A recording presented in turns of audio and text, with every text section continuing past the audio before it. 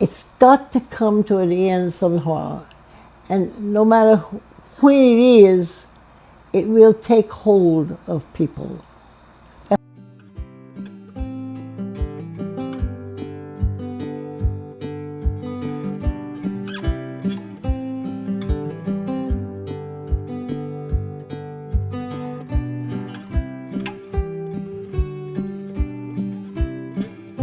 My name is Barbara Escaday Lemoyne. My birthday is January the 1st, 1930. Makes me 95 right now. I'm pushing for 96. I was born on Cottonport Road in Mansura.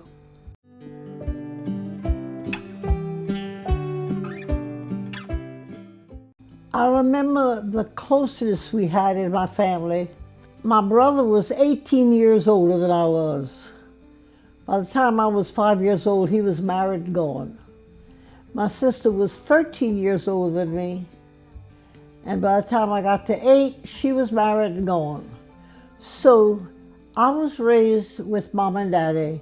The things I learned from those two people are still with me.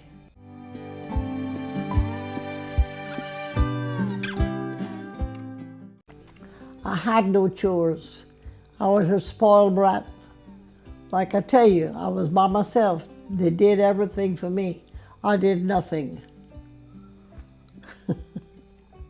Can you share a memory of a pet you may have had when you were growing up? My first dog was a Pekingese. There was a store in our front yard, and there was some noise going on. He was on a rock on the front porch, and he'd bark when he'd hear the noise. There was some guys trying to steal in the store. So the fourth night, they hit him in the head, they killed him. The next day, the store was cleaned out, everything was gone. They had succeeded by killing my dog. My brother saw how unhappy I was with that. So he took Chewy and he embalmed him. And I used him as a doorstop in the living room for several years. Finally, I was lonely and I wanted to play with him, so I asked Mom if I could take him outside. She said yes. I forgot him outside and it rained. And his hair just messed up something terrible. So my brother told me, it's time to bury him. So we had a little service. Who was someone from your childhood who shaped you deeply? And what lessons did you learn from them? And do you still follow that today? That was my daddy. He made me to be so observant of everything. In those days, there were just maybe 2 or 3 different kind of cars, Ford or Chevrolet, something like that.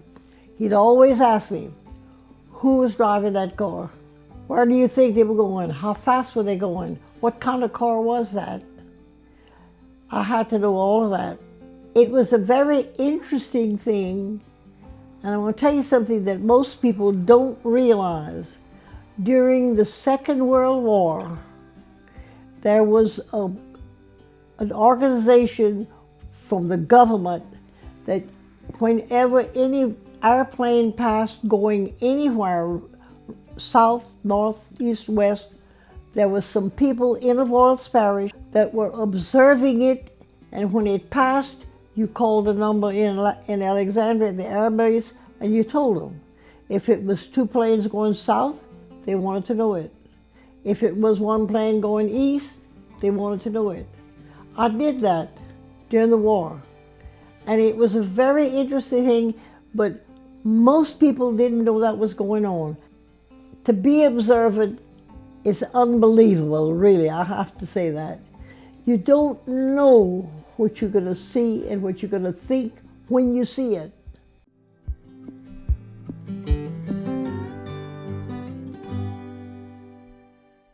Yes, ma'am. It was very formal. You were there for a holiday, you were well dressed, very different from today. I attended one in my family young person. Went to the house, it was supposed to be at night. I didn't see too much activity in the kitchen. There was nobody there. They were outside at a fireplace watching TV. It was for Thanksgiving. When I thought it was time to eat, I asked if it was time. Oh, it's over there, just take what you want. So I ate Thanksgiving dinner by myself. I found that to be so different. We never would have done that in the old days, never. You had more dignity. You had no more respect. How was birthdays celebrated?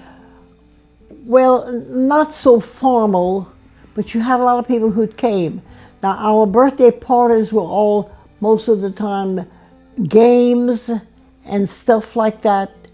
The favorite game we had was La Vieille Tree, translated the old sow. But we used to play that very, very much.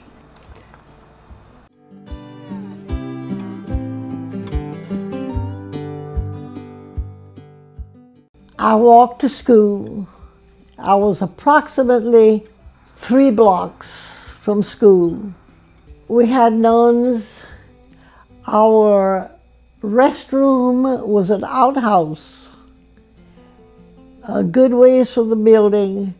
And if Sister Consortia remembered that you were out and you stayed too long, the door was locked and you did not go back in the class. They taught us a lot about life. The building, I hadn't thought about this in a long time. The building, first, second, third, fourth, had a wall between it. When there was a strong wind or a storm, the wall fell and we could go home. We were always so happy when there was a storm. we headed home. Our parents came to pick us up. Today, I don't, oh yes, I do. They don't go to school on Mardi Gras. We didn't have any time off. We went Monday and Tuesday, Wednesday and Thursday. I was scared to death to walk to school. There were some men that would come, and it was all for fun. Men that would come all masked up by wagon, had a horse or 2 horses pulling the wagon. When they'd get close to somebody who was walking on the street, or they'd get close to the school fence, they'd jump at us and scare us to death. We were petrified. They were called les mosquées. But we never took days off from Mardi Gras. We went to school. As a child or teenager, was there a moment that you knew that you were in trouble? Oh, yeah. I was 18. I had a date. He's passed away. He was a wonderful man. We went to the Blue Moon, and he had taken another couple that he was friendly with. We went to the Blue Moon, and oh, it was New Year's Eve, and very good, my birthday eve. We sang Happy New Year and all that sort of stuff, and it was over. Time to go home. Couldn't find the other man. Could not find him anywhere. We looked and looked. We had some of the waiters looking with us. We finally found him under the kitchen sink, not the kitchen sink, the kitchen table, and he was under there drunk as a coot. So we picked him up, put him in the car, and came home. John had to let the lady off first in her house, then we let him off, then John let me off. Well, by that time it was 4 o'clock in the morning. That's the latest I had ever stayed out. To tell you how my daddy was, he opened the door at 4 o'clock, and he looked at me, and he said, Mass is at 6. That was it. That was it. I didn't go to sleep. I sat in a chair. I waited for 6 o'clock. I didn't miss that Mass. I knew I was in trouble. Well, it was not my fault. I mean, if he wouldn't have gotten drunk and fell under the table, we'd have been all right. But that's all Daddy said. Mass is at 6 o'clock.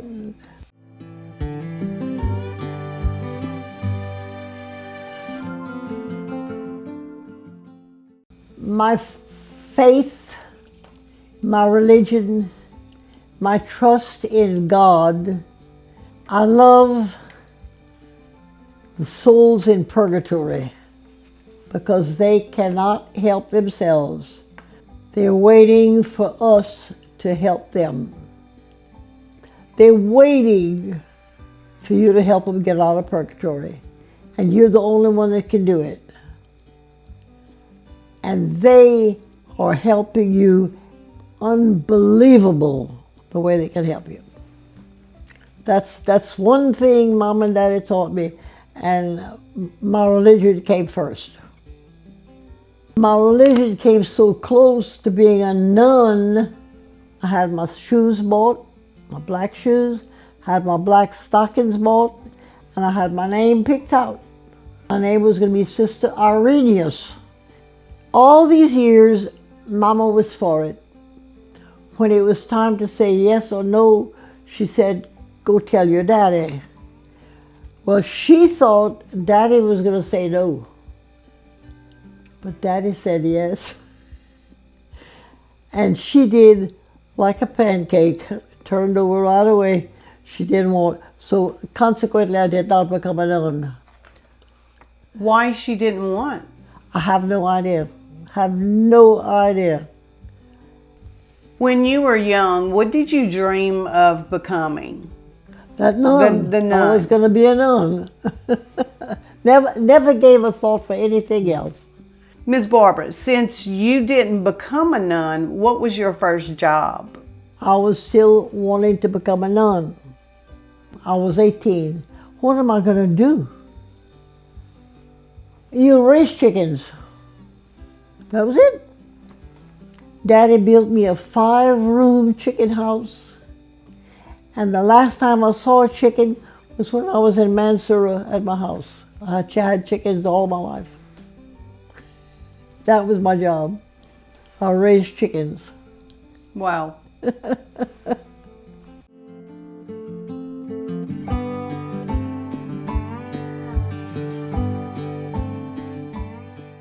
The Depression. We had trainloads of doctors, lawyers, big shots, all kind of people coming from the north. They were in the cattle car. There was no money anywhere. These people came from up north to what we call now Grotke. You'll get to a big body of water that winds up in Bartleville. They were there to help dig it. If I was one of those on the train and I'd stop at your house and you were nice to me, you either gave me something to eat or you gave me a little job that I could pay you for. At that time, they would either do with their finger in the dust in front of your house the shape of a cat, 2 ears and the face and a round body and 2 little legs. If you didn't give them anything, they didn't paint that. They painted on the board of your fence or in the dust. But if you didn't help them out, they didn't have that. So the next bunch that came knew not to stop at your house. That was the way they figured it out. It was a very bad, sad time. At that time, Daddy had a large body of thing of land. The government came and put hundreds tents in there for people to come and move in, to have a place to stay. Mama had 2 cows. She wasn't getting any milk.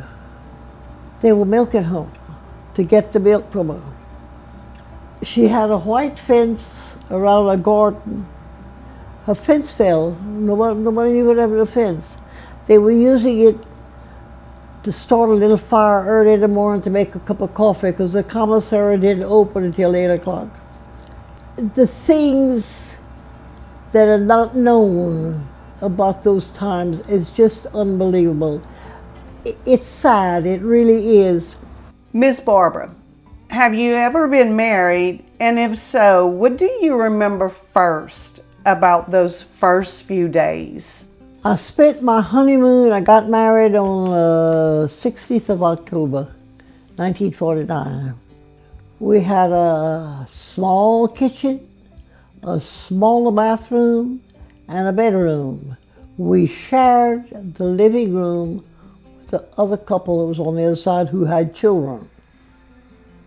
I was used to a big house, a lot of space. It was such a drastic change from big to tiny. So that's one thing I remember very much about that.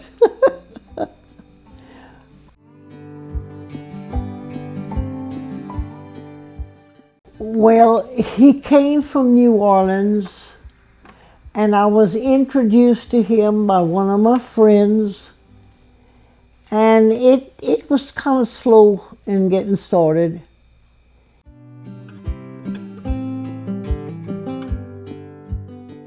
My family, it would be with them.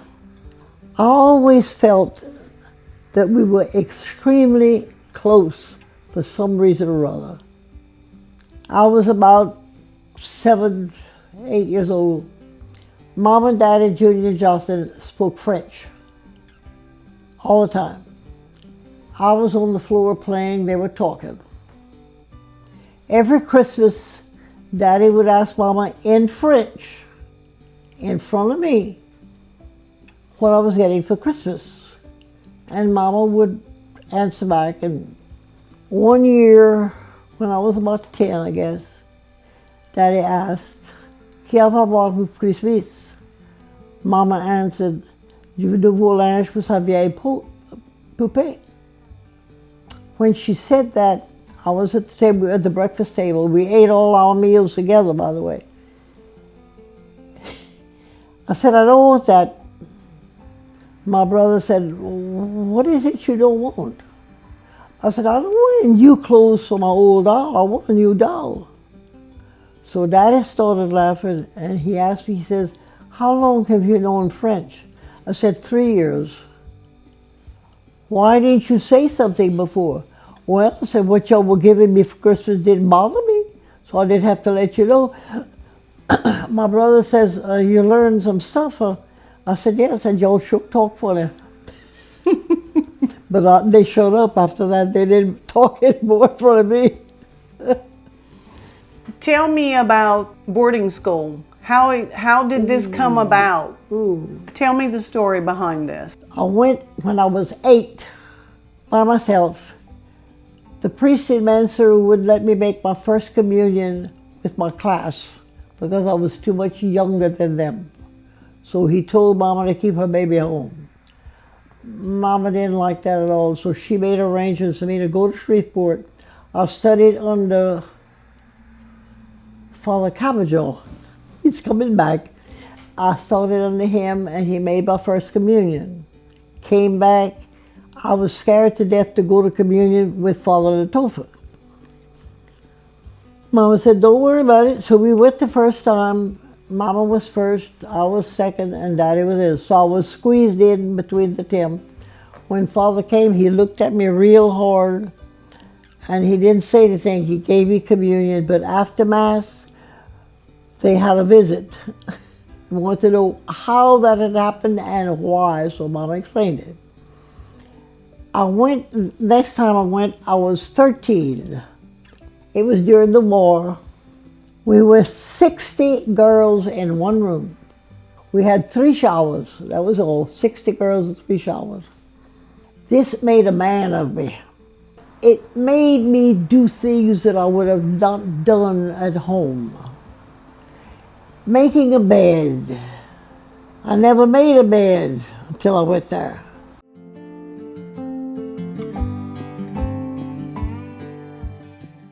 He went to school in Dallas to become an embalmer and a funeral director.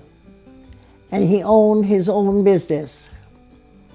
Your dad was able to provide well for the family by doing this.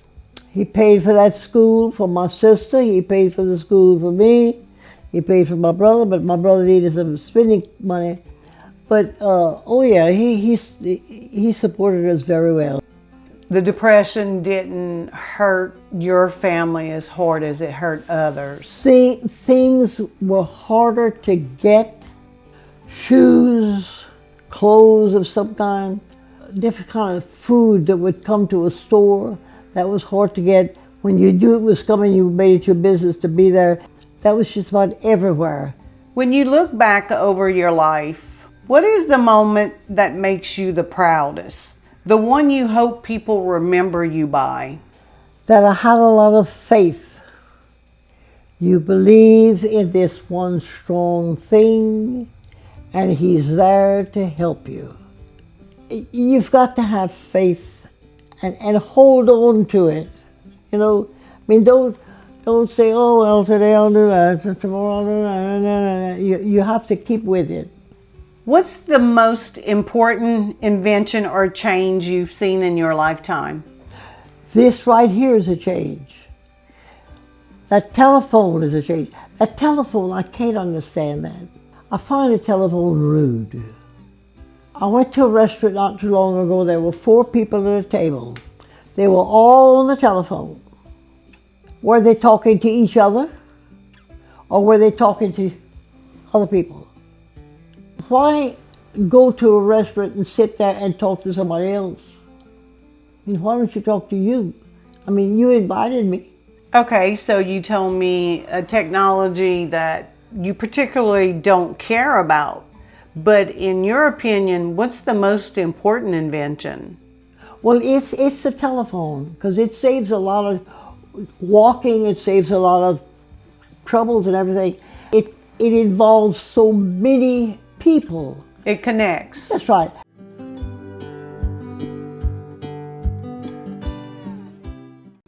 I would say kindness because of all the trouble we're having.